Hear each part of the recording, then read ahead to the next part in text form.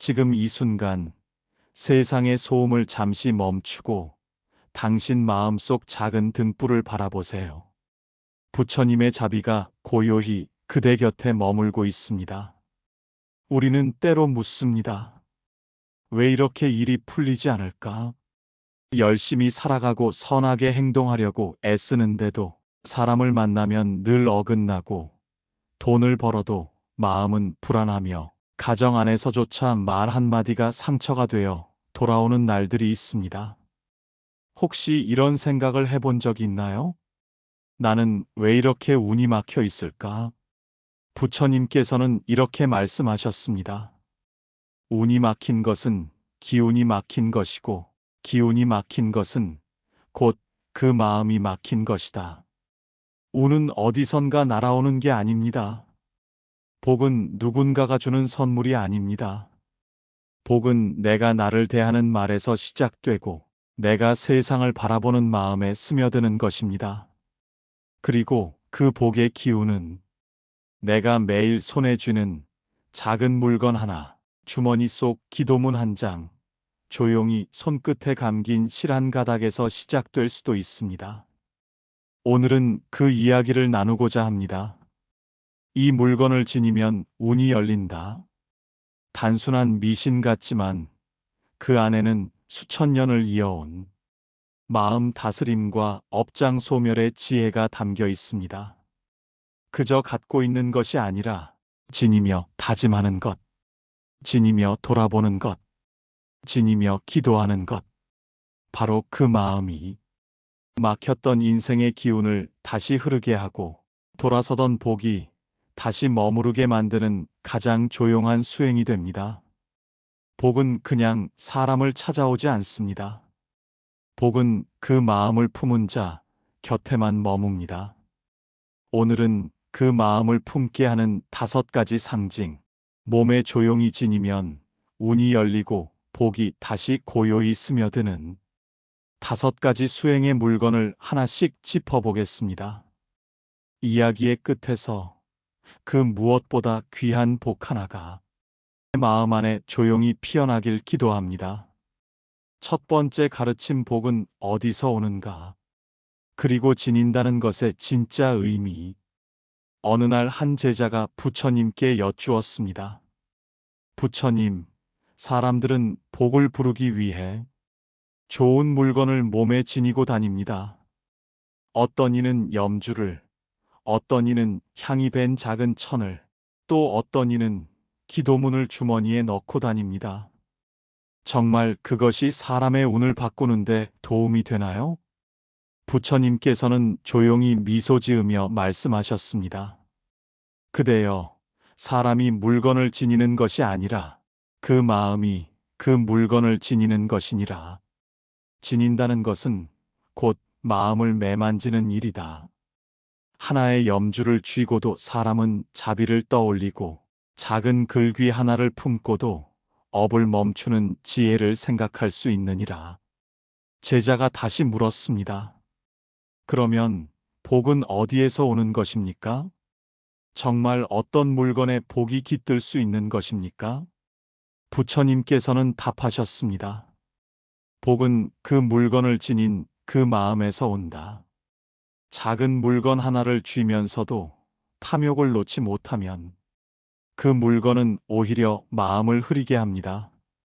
반대로 작은 물건 하나를 통해 자비와 절제를 되새긴다면 그 물건은 그대를 복으로 이끄는 문이 됩니다. 지닌다는 건 다짐입니다. 잊지 않겠다는 다짐, 흐르지 않겠다는 다짐. 내가 지금 어떤 마음으로 살고 있는지 매일 확인하는 수행입니다. 어떤 사람은 말합니다. 나는 복이 없다. 아무리 노력해도 일이 안 풀린다. 사람과의 관계도 꼬이고 삶이 늘 외롭고 막막하다. 그러나 그에게 하루를 돌아보게 하고 그 마음을 붙들게 해주는 작은 상징 하나만 있어도 삶은 달라지기 시작합니다. 그것이 바로 몸에 지닌다는 것의 진짜 의미입니다. 지니는 것은 복을 끌어오는 부적이 아니라 내 마음이 흩어지지 않도록 다시 다짐하게 하는 중심입니다. 부처님께서는 이렇게 말씀하셨습니다. 복은 말에서 시작되고 그 말은 마음에서 피어난다. 그 마음이 잊히지 않도록 지니는 것이다.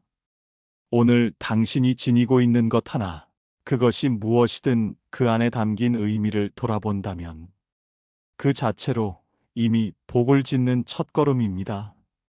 그리고 우리는 몸에 지닐 수 있는 5가지 상징을 하나하나 짚어보려 합니다.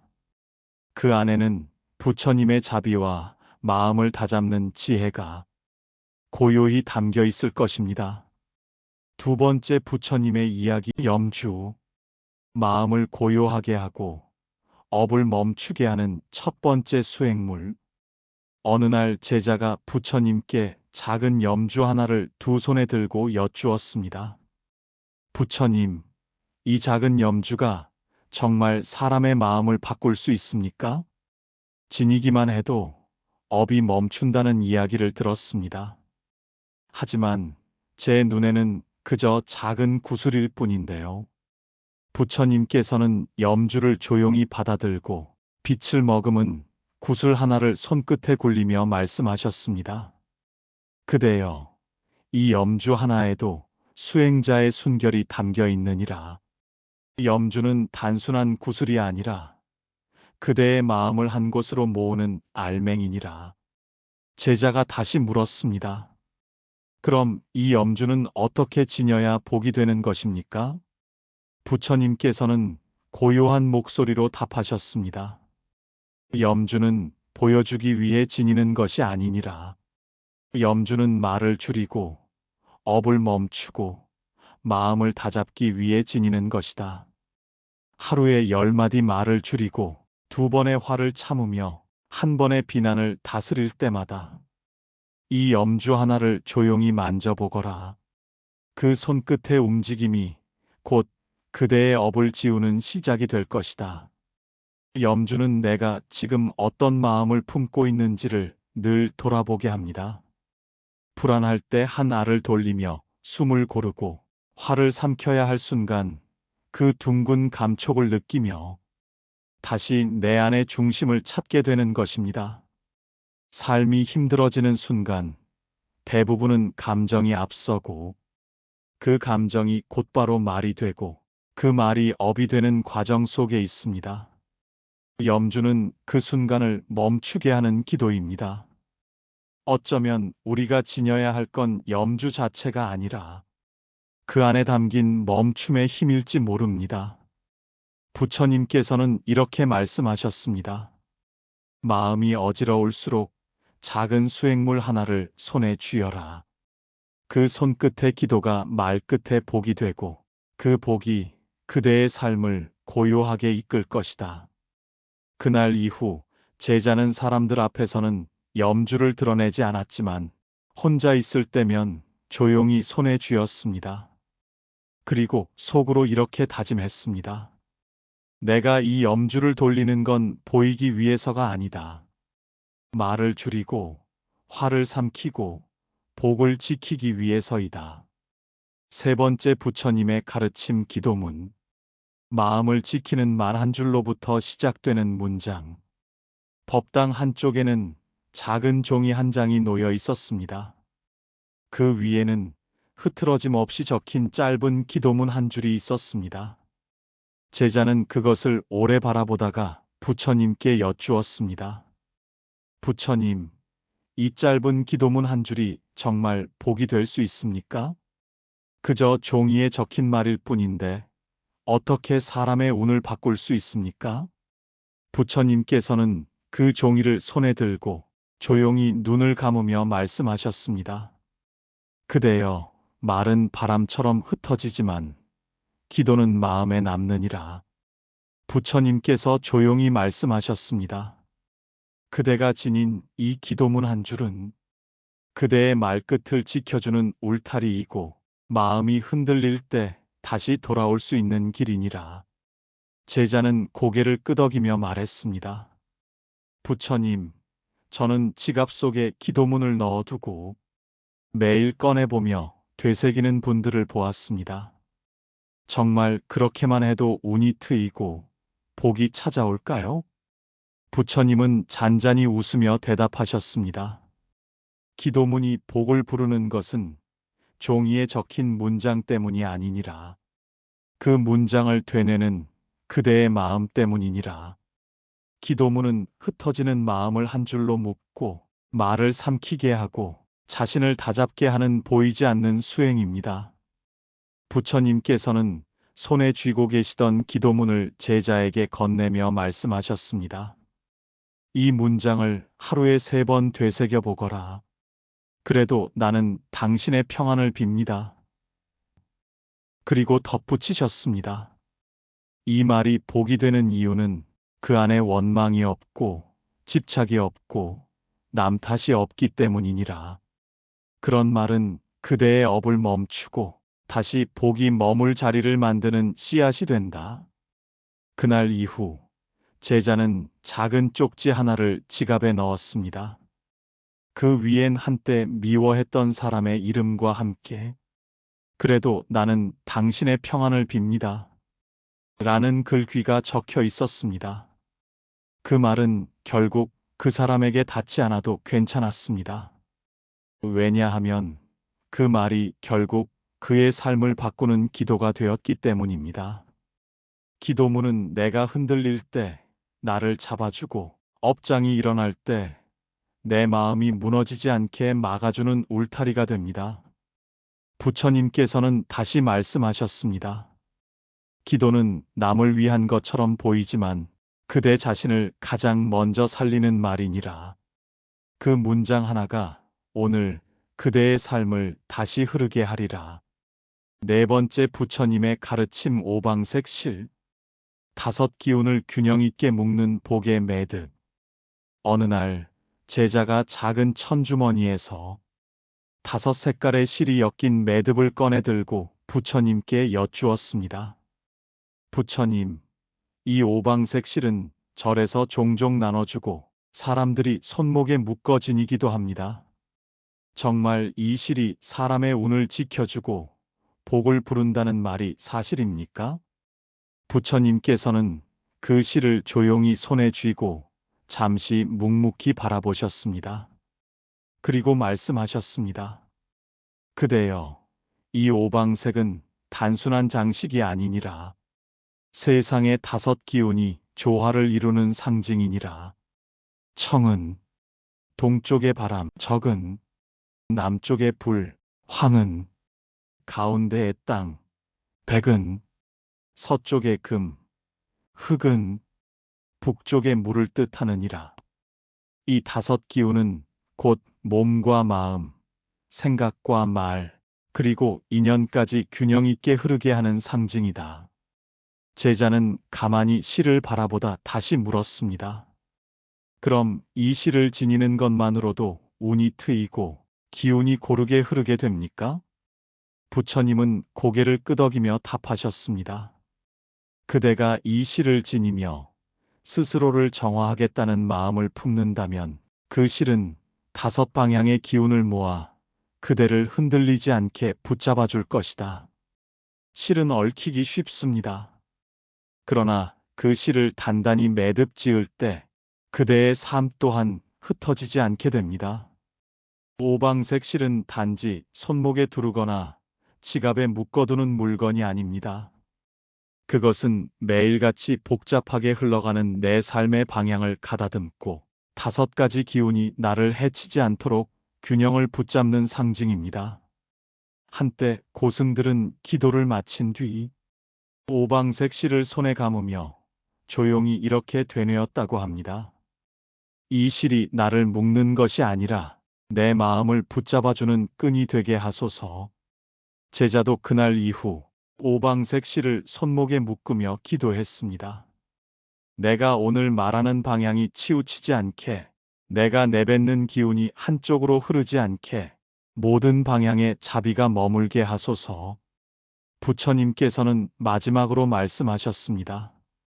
그대가 손목에 묶은 실은 그대의 업장을 묶는 것이 아니라 그대의 중심을 잃지 않게 하는 복의 끈이니라. 그 끈을 하루하루 조용히 바라보거라. 그대의 운도, 그 마음도 그 끈처럼 단단하게 이어질 것이다. 5번째, 부처님의 가르침. 향의 기운이 밴 작은 천. 복은 향기처럼 곁에 머무른다. 어느 날 제자는 작은 헝겊 조각 하나를 손에 들고 부처님께 여쭈었습니다. 부처님, 이 천은 오래전 절에서 받아 향을 스며들게 해 지니고 있던 것입니다. 사람들은 이런 천을 지갑에 넣거나 몸 가까이에 두면 복이 따라온다고 말합니다. 정말 이렇게 향기 나는 천 하나가 사람의 기운을 바꾸는데 도움이 됩니까? 부처님께서는 조용히 천을 손에 쥐고 잠시 눈을 감았다 뜨며 천천히 말씀하셨습니다. 그대여, 복은 눈에 보이는 형체로 오는 것이 아니라 기운으로 스며들어 머무는 것이니라. 부처님께서 향기 나는 천을 손끝에 가만히 쥐며 말씀하셨습니다. 향기는 잡히지 않지만 공기 중에 은은히 퍼지고 향기가 밴 천은 오랫동안 그 기운을 간직하듯 향기로운 마음을 품으면 그 마음의 기운이 곁에 있는 사람에게까지 전해지느니라. 제자는 잠시 말없이 향기가 밴 천을 바라보았습니다. 그리고 조심스레 물었습니다. 그럼 이 천은 그 향기를 되새기기 위한 상징인가요? 부처님은 잔잔히 미소 지으며 고개를 끄덕였습니다. 그래, 이 천은 그대의 마음이 어디로 흐르고 있는지를 되묻게 하는 표식이니라. 그대가 이 향기를 맡을 때마다 내가 지금 어떤 마음인가? 내가 내뱉는 말과 생각이 다른 사람에게 어떤 기운을 남기고 있는가? 스스로를 돌아보게 하느니라. 향은 흔적처럼 남습니다. 사람도 마찬가지입니다. 어떤 이는 말을 남기고 떠나고 어떤 이는 냄새처럼 기운을 남깁니다. 그 향이 따뜻했다면 그 사람의 기억도 따뜻해지고 그 향이 거칠었다면 그 사람과의 인연은 오래도록 마음속에서 무겁게 남습니다. 어떤 이는 몸에 지닌 향기 밴 천을 통해 자신의 말과 태도를 다시 고요히 가다듬습니다. 향은 소리 없이도 머물고 잡히지 않아도 느껴질 수 있는 가장 조용한 기도입니다. 제자는 그날 이후 그 천을 가슴 안쪽에 넣고 속으로 이렇게 말했습니다. 내가 누군가에게 불편한 기운을 남기지 않게 하소서. 내 말과 침묵, 내 눈빛과 손끝이 은은한 향처럼 남게 하소서. 부처님께서는 마지막으로 말씀하셨습니다. 복은 향기와 같아 눈에 보이지 않고 흩어지지도 않으나 그대가 지닌 마음에 따라 길게 머물 수도 조용히 사라질 수도 있느니라. 그러니 말보다 향기처럼 삶을 남기거라. 부처님 곁에서 한참을 수행하던 제자는 어느 날 염주를 만지며 기도문을 펼쳐보고 향기 밴 천을 조용히 다시 접으며 물었습니다. 부처님, 제가 지니고 있는 5가지가 복의 상징임을 머리로는 압니다. 그런데 이제는 문득 이런 질문이 올라옵니다. 복은 대체 어디에 머무는 것입니까? 이 물건에 깃드는 것입니까? 아니면 그 물건을 지닌 저의 마음 안에 머무는 것입니까? 부처님께서는 따뜻한 미소를 머금으며 말씀하셨습니다. 그대여, 복은 집에 머무는 것이 아니고 사람 곁에만 머무는 것도 아니니라. 복은 언제나 그대의 말과 마음 안에 먼저 머무느니라. 그대가 하는 말이 사람을 따뜻하게 하고 그대의 마음이 조용히 기도하고 있다면 복은 그대가 무엇을 지녔는지보다 그대가 어떤 마음으로 살고 있는지를 보고 머무느니라. 제자는 조용히 고개를 끄덕였습니다. 그는 깨달았습니다. 복을 부르기 위해 무언가를 바꾸려 애쓰던 자신이 정작 자신의 말과 마음을 놓치고 있었다는 것을. 그는 고백했습니다. 그동안 저는 복을 얻기 위해 겉을 바꾸려 했습니다. 좋은 것을 지니고, 좋은 사람을 만나고, 좋은 환경을 원했습니다. 하지만 그 모든 것을 가져도 제 마음이 흐트러지면 복은 금세 떠나버렸습니다. 부처님께서는 조용히 말씀하셨습니다. 그래, 복은 모든 것이 갖춰진 자리에 머무는 것이 아니라 고요한 자리에 머무르고 정직한 말 위에 앉으며 따뜻한 마음을 향해 스며드느니라. 부처님의 음성은 바람결처럼 잔잔했습니다. 복은 눈이 없지만 사람의 마음을 알아보고 기운을 따라 흐르며 그 마음의 자리에서 쉬고 싶어 하는 존재다. 그날 저녁 제자는 말 한마디를 더 조심하게 되었고, 감정이 올라올 때마다 기도문을 펼쳐 자신의 마음을 붙들었습니다. 그리고 조용히 고백했습니다. 복은 사람이 불러오는 것이 아니라 스스로 머무르고 싶은 마음을 가진 사람 곁에 조용히 앉는구나. 이제는 나의 하루하루가 복을 모시는 마음으로 살아가야겠구나. 부처님은 마지막으로 말씀하셨습니다. 그대여, 복은 말끝에서 떠나고 마음에서 흐트러지며 탐욕에서 등을 돌린다. 그러나 복은 조용한 사람 곁에 머물고 지니는 것이 아니라 지켜내는 마음을 따라오느니라. 늦은 오후, 제자는 부처님 앞에 앉아 조심스럽게 털어놓았습니다. 부처님, 제가 매일같이 조심하고 있다고 생각했지만 지나고 보면 말로 실수한 일이 참 많습니다. 내가 뭐 그 정도도 못하겠어? 이건 원래 다 그런 거야. 요즘 사람들 다 그렇지. 그렇게 툭툭 내뱉은 말이 어쩌면 제 운을 막고 사람들의 마음을 멀어지게 했는지도 모르겠습니다. 부처님께서는 제자의 말을 가만히 들으시다가 차분하게 말씀하셨습니다. 그래, 그대여. 복은 말끝을 보고 움직인다. 사람이 복을 놓치는 때는 복이 떠난 걸 몰라서가 아니라 복이 머무르지 못할 말들을 자꾸 반복하고 있기 때문이니라. 제자는 조심스레 물었습니다. 그럼 어떤 말들이 복을 멀어지게 하나요? 부처님은 고요히 말씀하셨습니다. 복은 다투는 말에 머무르지 않는다. 복은 투덜대는 말에 기대지 않는다. 복은 남을 흉보는 말에 자취를 감추고 복은 자신을 낮추는 말에 머무르지 못하느니라. 그대의 말이 스스로를 깎고 남을 찌르고 세상을 원망한다면 그 말 끝에서 복은 조용히 등을 돌리느니라. 제자는 말없이 고개를 끄덕였습니다. 자신이 나도 모르게 내뱉던 말이 얼마나 무겁게 쌓여 삶의 기운을 흐리게 했는지 깨닫기 시작했습니다. 그때 부처님께서 조용히 덧붙이셨습니다. 그러나 그대여, 복은 아주 가까이에 머물다가도 그대가 말의 방향을 바꾸는 순간 다시 돌아오느니라. 남을 칭찬하는 말 한마디, 감사하는 짧은 인사, 자신을 다독이는 부드러운 언어, 그런 말들은 복이 기대어 머무는 자리를 다시 만들어준다. 그날 저녁 제자는 스스로의 말버릇을 돌아보며 속으로 작게 다짐했습니다. 오늘은 불평을 멈추겠다. 작은 일에도 고맙다는 말을 하겠다. 말 한마디를 하더라도 복이 머물 수 있는 방향으로 전하겠다. 부처님께서는 다시 말씀하셨습니다.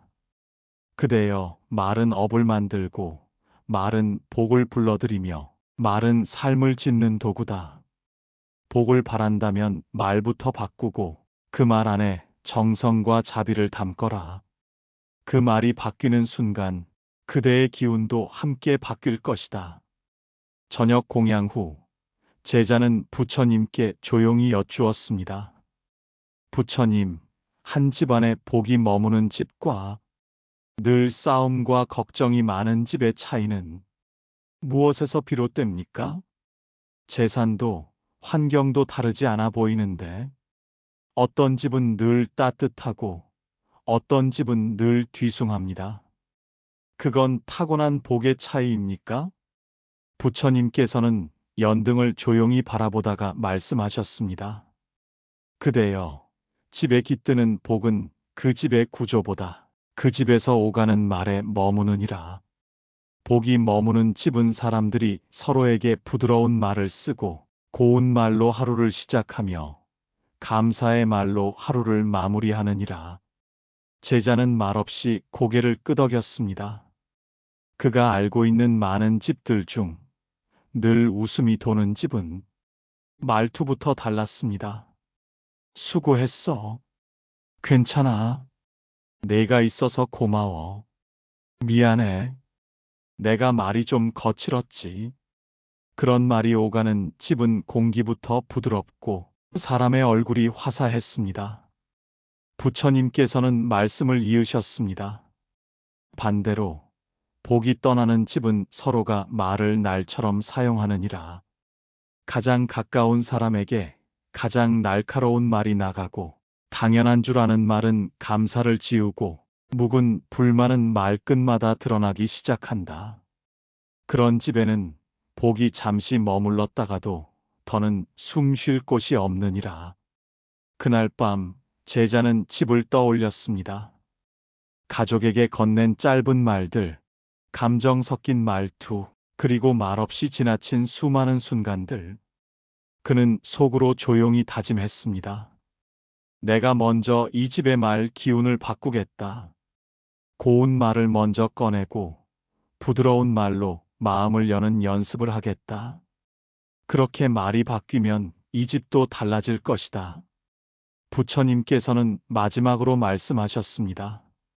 집안에 복이 머무는 것은 향을 피우는 것도 불단을 잘 모시는 것도 중요하지만 그보다 더 깊은 복은 사람들 사이의 말에서 비롯되느니라.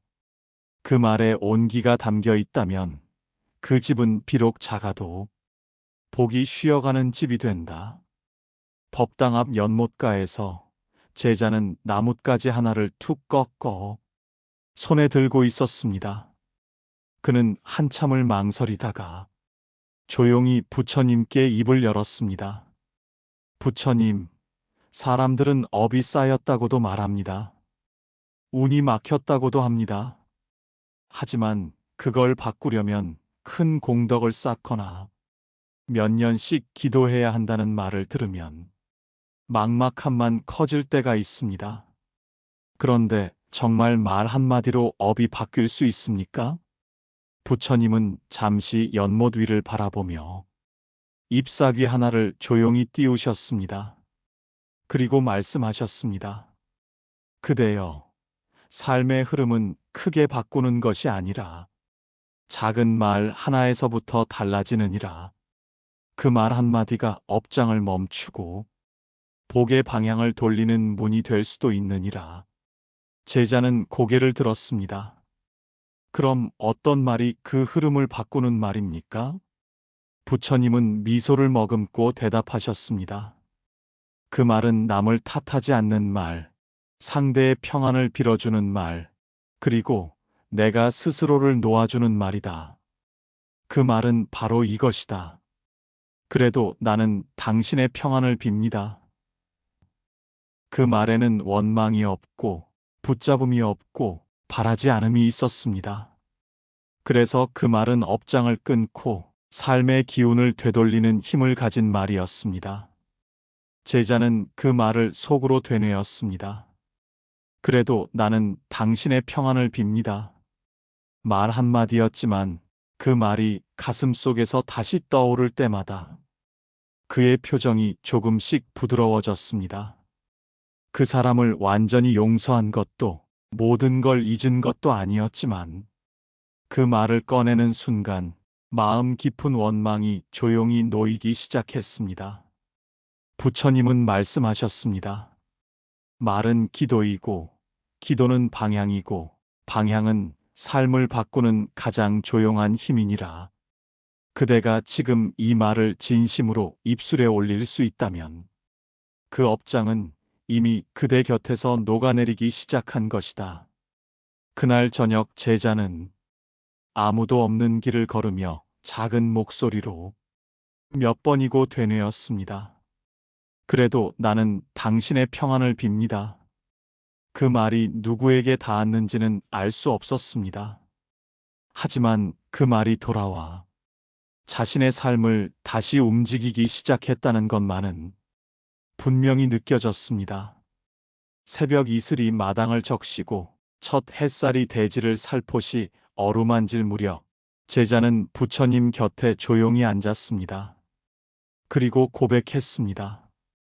부처님, 말 하나가 업이 되고 말 하나가 복이 되며 결국 말은 제 마음을 닦는 도구라는 것을 이제야 알겠습니다.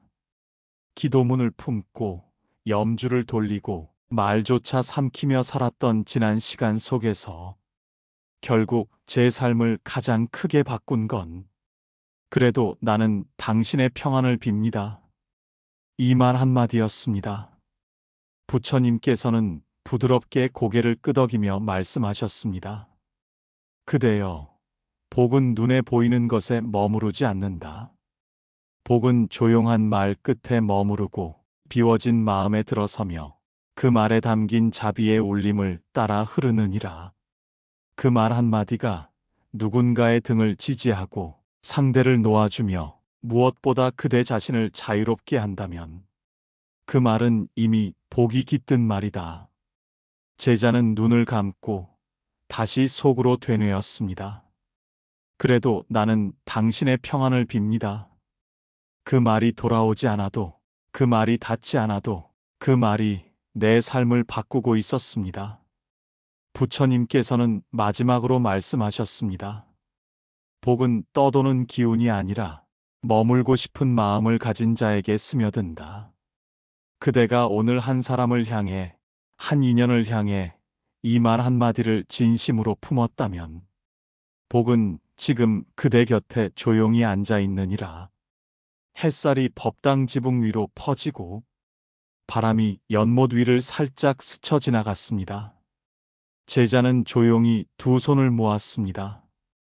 그리고 알았습니다. 복은 외부에서 들어오는 것이 아니라 마음을 지키고 말을 바꾸고 조용히 기도하는 삶 속에서 조금씩 머문다는 것을 그리고 깨달았습니다. 그 복은 바로 이 말을 품은 사람 곁에 가장 오래 머문다는 것을. 그래도 나는 당신의 평안을 빕니다. 복은 갑자기 들어오는 것이 아닙니다.